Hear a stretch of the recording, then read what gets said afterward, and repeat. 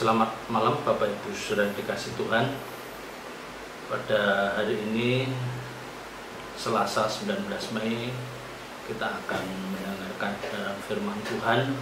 Biar lewat kebenaran firman Tuhan ini akan menguatkan Bapak Ibu Saudara. Ya. Bapak Ibu Saudara dikasih Tuhan.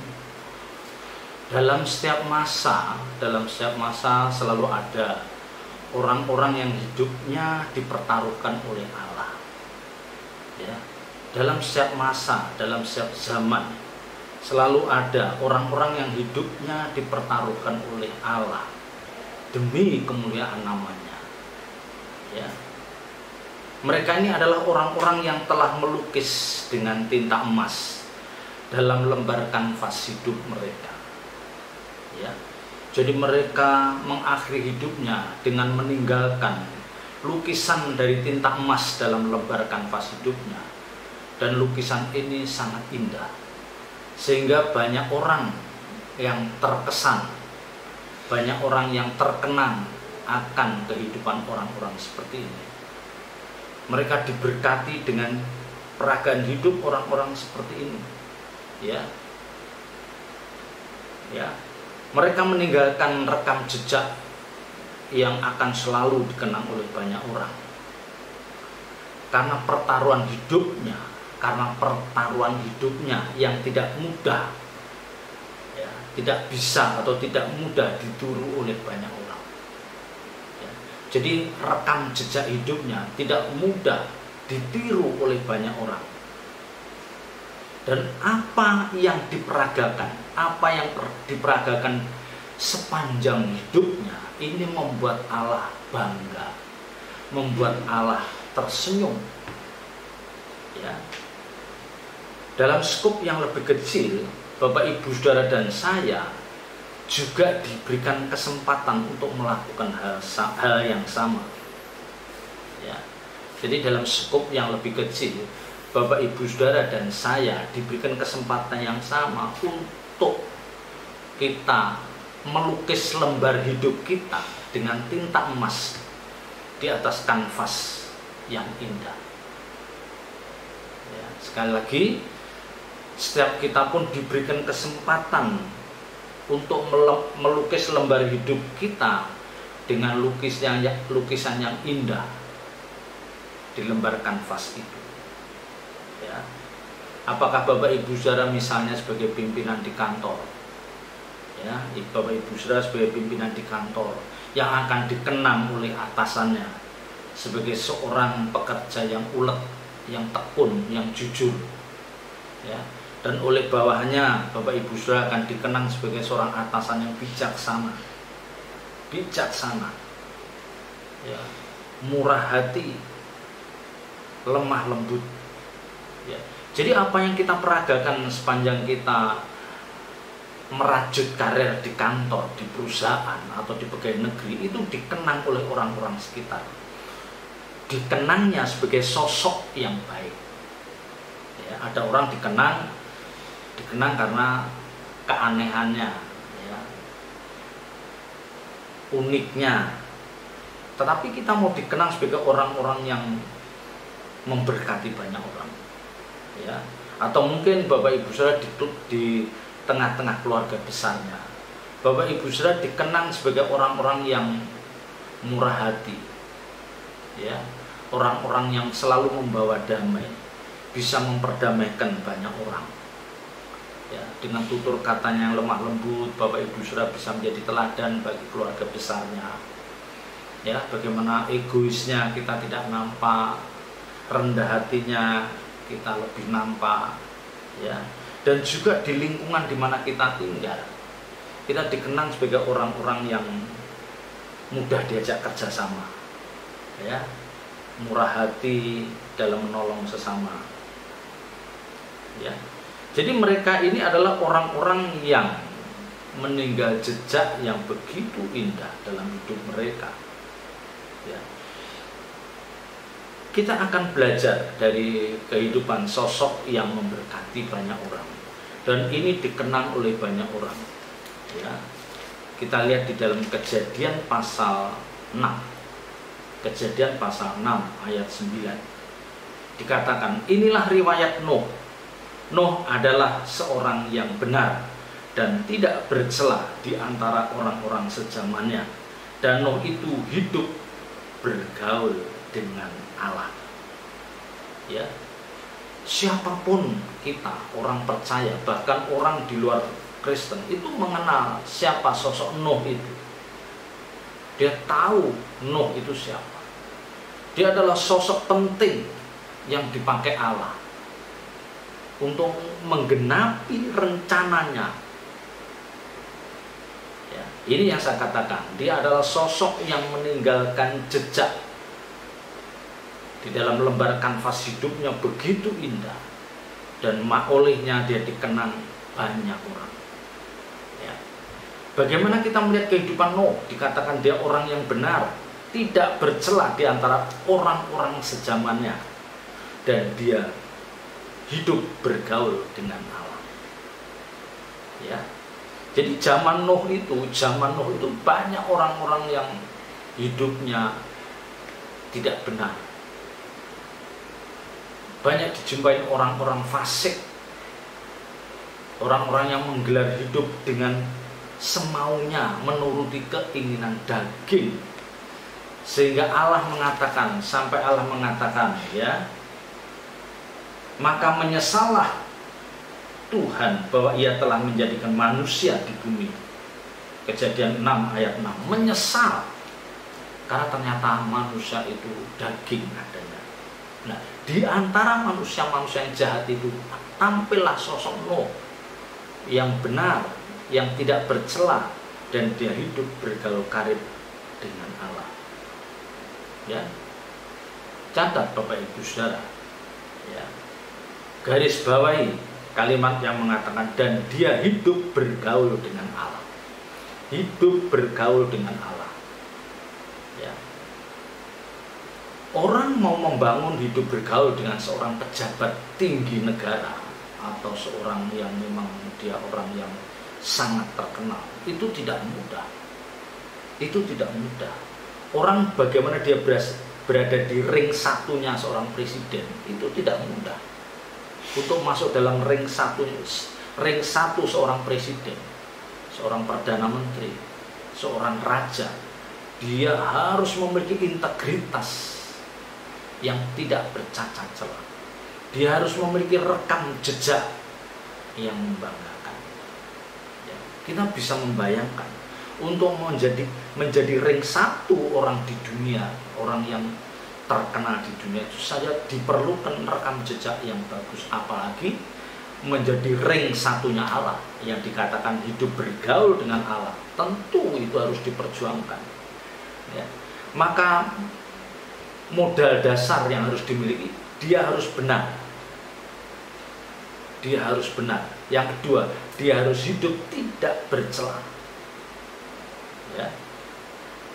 Jadi ini pelajaran yang tak ternilai bagi orang percaya ketika kita melihat kehidupan Nuh, sehingga dia dipakai untuk oleh Allah Bapa untuk menggenapi rencananya, menghapuskan seluruh umat manusia, bahkan binatang di bawah kolong langit ini, karena kejahatan yang mereka lakukan. Ya. Jadi Allah Bapa merancang supaya manusia dihapuskan, dibinasakan, termasuk juga binatang. Nah, Allah memerlukan sosok yang bisa dianggap bisa membantu menggenapi rancangannya. Ya, jadi Nuh ini sosok yang sangat luar biasa. Dari sekian juta manusia, dia yang terpilih untuk menggenapi rancangan Bapa ini. Ya, jadi kita harus memahami tatanan Allah Bapa. Ini yang penting. Ingat, kita harus memahami tatanan Allah Bapa. Ya. Tatanan Allah Bapa itu seperti apa? Yang pertama, orang harus hidup benar. Hidup benar artinya dia harus menyerap kebenaran-kebenaran firman Tuhan yang masuk di dalam bejana hatinya. Dan dia dengan pemahaman-pemahaman yang dirasa cukup, maka dia akan memiliki cara berpikir yang berbeda dengan kebanyakan orang. Ya. Jadi Bapak Ibu Saudara, itu firman itu nomor satu. Tidak ada hal yang lebih penting dan mendesak kecuali pemahaman firman Tuhan yang harus semakin hari semakin kuat, semakin hari terus mengisi bejana hati kita. Karena kebenaran-kebenaran ini yang akan mengarahkan kita untuk kita memiliki cara berpikir yang berbeda dengan orang-orang dunia.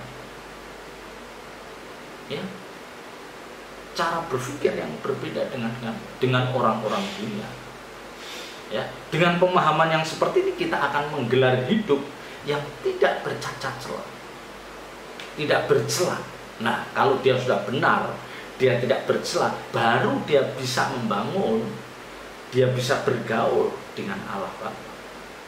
Ya, jadi jangan kita meremehkan, jadi jangan kita menggampangkan seolah-olah semua orang percaya bisa akrab dengan Allah Bapa. Oh tidak.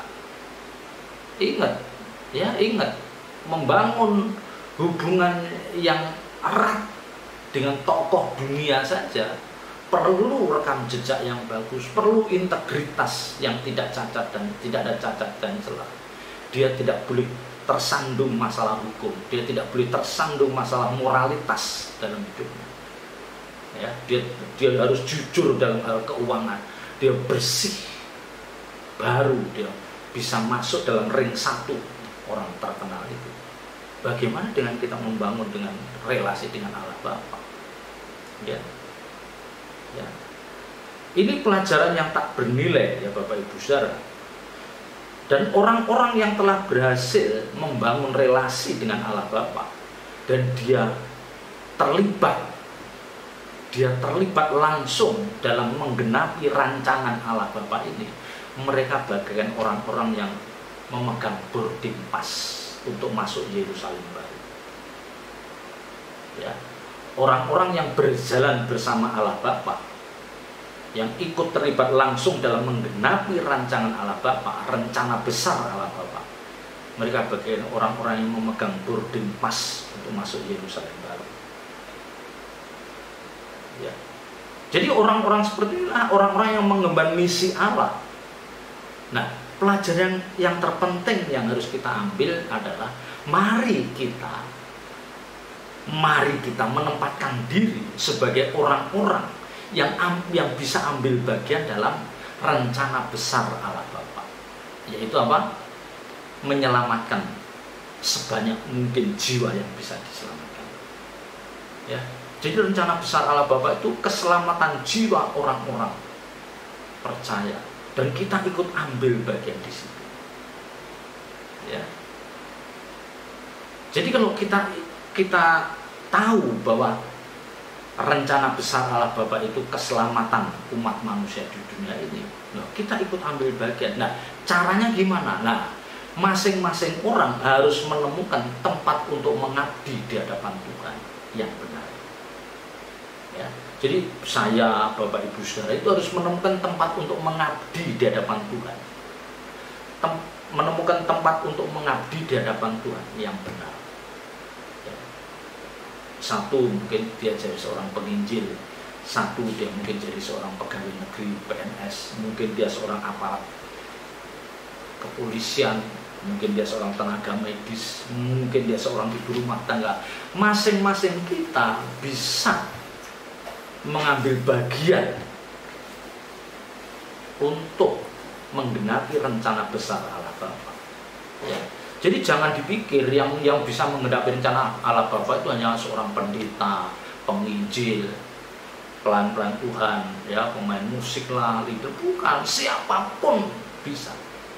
Asal dia bisa mempersembahkan, dia bisa menampilkan hidup yang berkenan di hadapan Allah Bapa. Ya, tentu orang seperti ini harus berjuang. Mereka harus masuk dalam penyangkalan diri dalam hidupnya dari hari ke hari. Dia harus masuk dalam penyangkalan diri dalam hidupnya dari hari ke hari, minggu ke minggu, bulan, tahun ke tahun. Jadi sepanjang hari itu harus ada penyangkalan diri dari yang paling sederhana. Dari yang paling sederhana. Ya, misalnya dia mulutnya biasa mengumpat kasar, marahnya maki-maki, sekarang sudah tidak. Ya, sekarang sudah tidak. Ya. Orang lain dengan penghasilan yang pas-pasan, kita diberkati dengan keuangan yang cukup, kita harus memberikan lebih banyak. Kontribusi kita dalam keluarga besar harus nampak. Ya. Ini penyangkalan diri. Memang secara daging nggak enak. Orang yang dipakai Tuhan ini, wah, nggak bisa. Dia seperti tidak nyaman. Ya. Jadi orang yang bisa bergaul dengan Allah itu bukan orang sembarangan. Mereka pasti orang-orang yang menghormati tatanan Allah. Dia menghormati tatanan Allah. Ya, tatanan Allah itu jelas bagi umat perjanjian lama. Mereka harus taat pada hukum-hukum yang tertulis. Ya, tatanan Allah untuk umat perjanjian lama itu di mana mereka harus taat pada hukum-hukum yang tertulis, itulah Taurat. Tetapi bagi Bapak Ibu Saudara dan saya, umat perjanjian baru yang hidup dalam zaman kemurahan ini, menghormati tatanan Bapa itu ketika kita mengerti kehendaknya dan kita melakukannya. Jadi kita mengerti kehendaknya dan kita melakukannya. Ya.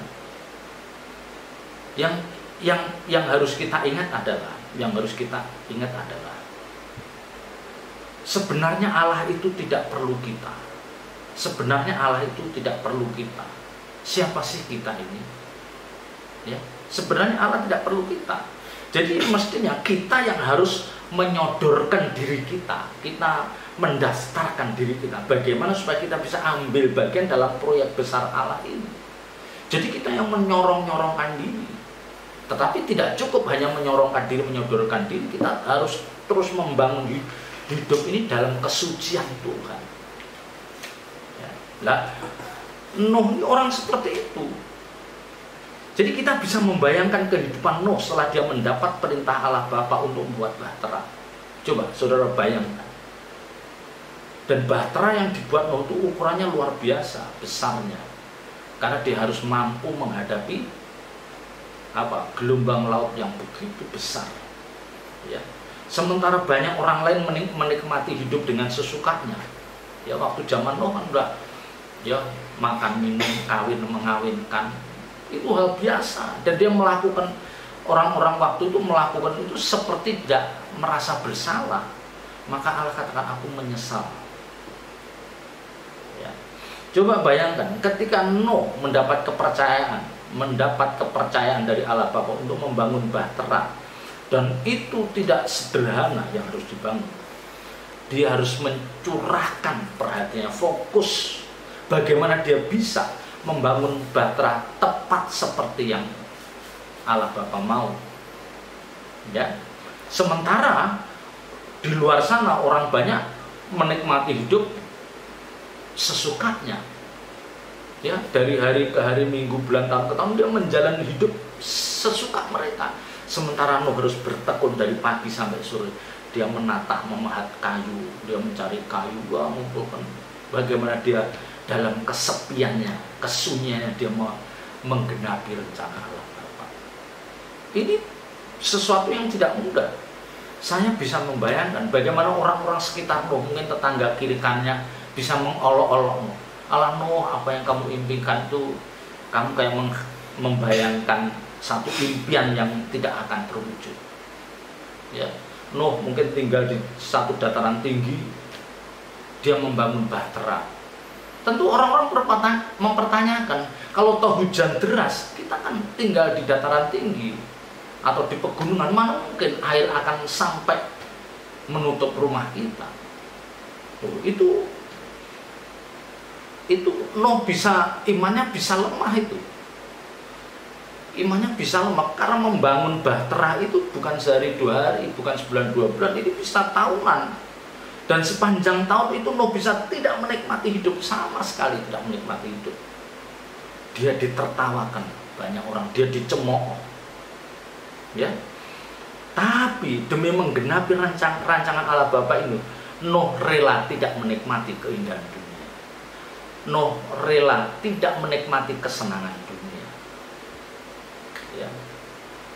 Tidak ada kesibukan di dalam dirimu kecuali membangun bahtera dan terus membangun bahtera sampai menyelesaikan bahtera itu. Pesan yang hendak disampaikan lewat kebenaran ini adalah orang-orang yang hidup di zaman perjanjian baru, Bapak Ibu Saudara dan saya.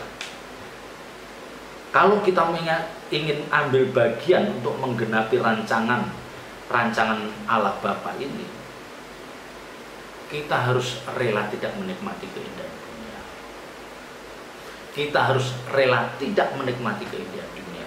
Kita harus fokus seperti yang Tuhan mau untuk kita lakukan. Ingat, kita harus fokus. Kita harus fokus seperti yang Tuhan mau untuk kita lakukan. Jangan ada kesibukan lain. Jangan ada kesibukan lain. Agenda apapun yang tidak menopang untuk kita menyelesaikan tugas yang dipercayakan Bapak kepada kita, jangan dihiraukan. Coba kita lihat di dalam 2 Timotius pasal 3. Ya, kita akan lihat di dalam 2 Timotius pasal 3.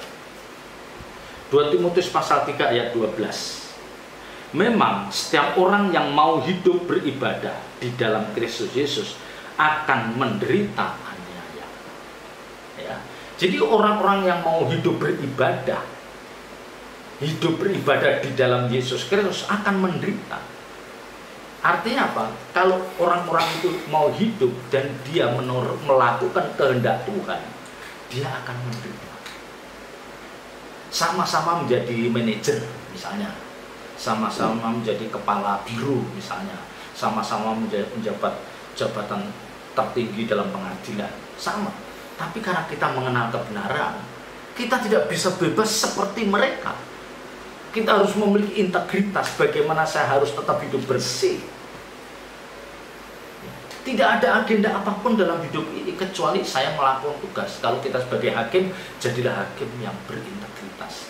Kalau kita jadi pegawai negeri, jadilah pegawai negeri yang berintegritas.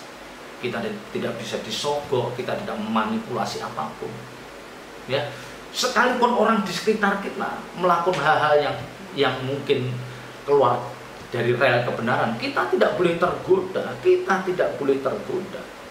Lah ini yang dikatakan hidup aniaya. Mungkin bawahan kita lebih kaya dari kita. Ya, mungkin bawahan kita lebih makmur, lebih kelihatan lebih sejahtera. Karena dia berani nekat. Tapi kita yang mengerti kebenaran, kita mau hidup lurus di hadapan Tuhan. Nah, itu menderita juga. Istri dan anak-anaknya harus ngerti, jangan protes. Pak, itu kan golongannya nggak setinggi papa misalnya, golongannya nggak setinggi mama, kenapa hidupnya lebih nyaman? Oh, kita nggak boleh terganggu, tidak boleh terganggu. Ya. Dan apapun yang kita lakukan, haruslah itu untuk kemuliaan Tuhan. Dan ini perlu pengorbanan besar. Ya. Kalau kita lihat di dalam kejadian pasal 6. Ya, Kejadian pasal 6 ayat 22 dikatakan, lalu Nuh melakukan semuanya itu tepat seperti yang diperintahkan Allah kepadanya, demikianlah dilakukannya. Tepat seperti. Nah, sekarang bagaimana dengan diri Bapak Ibu Saudara dan saya? Panggilan apa